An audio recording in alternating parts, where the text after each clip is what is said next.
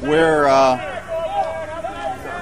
thankful for the verdict, for Judge Glass and her diligence from everything that we heard today.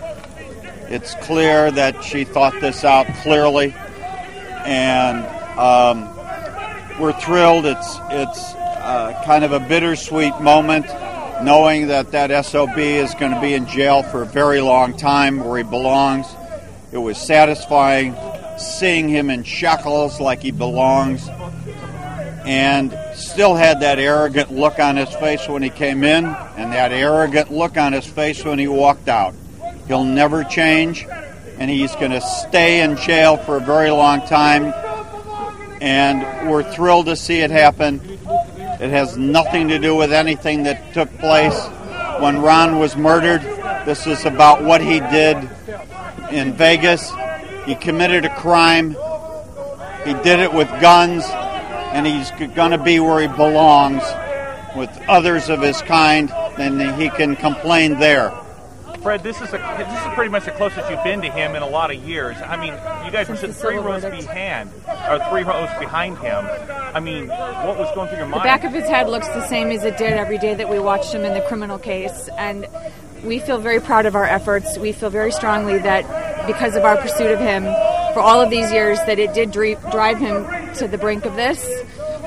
He was acting in an arrogant fashion the same way that he did the night that he killed Ron and Nicole. He said it in court. He wanted what was his. He went back to get it the same night that he killed Ron and Nicole. I feel very proud of my father and I and our family for sticking with our commitment to Ron, to honor his memory and to keep pursuing him. The If I Did It book, I think, pushed him right over the edge. I'm very proud of our efforts for taking that book back and for turning his words around on him, and today was a good day for our family. And I was interesting. I hadn't heard it before, that apparently at some point he made a comment, that he himself made a comment on some tape that he wanted to make sure that we didn't get things from him. And as Kim said a second ago, if our efforts for all these years of pushing him drove him to commit armed robbery in Vegas, if that pushed him over the edge, great, put him where he belongs. A lot of people are talking about this as payback. That was always an issue from this trial from the very beginning. Do you see this as payback? I see this as the system working. The judge asked us to respect the verdict in the criminal case. We've had to do that. We disagree with it, but we had to respect it the same way that we have to respect the verdict here in Las Vegas. The jury sat and listened. The evidence was overwhelming. They deliberated, and this was their decision. And the judge said it. It was clear and concise. He committed that crime. He knew what he was doing, and he committed that crime, and it's time he paid for it. He could have received a life sentence. He didn't. Can you comment on that? What's that? That he did not receive the life sentence?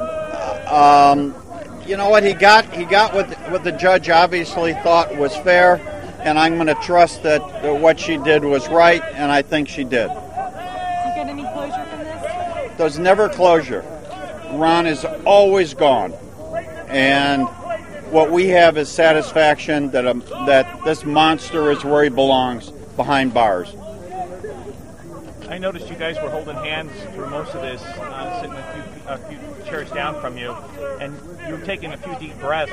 What point did all the emotion just start to run back through your mind again?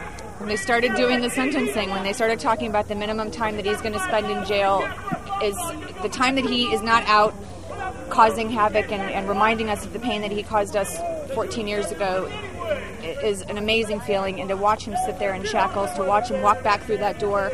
Twice in our lifetime he's walked out the same door as our family, and it was nice to see him walk back into his door, into his jail cell. Yeah. Is there something you'd like to say?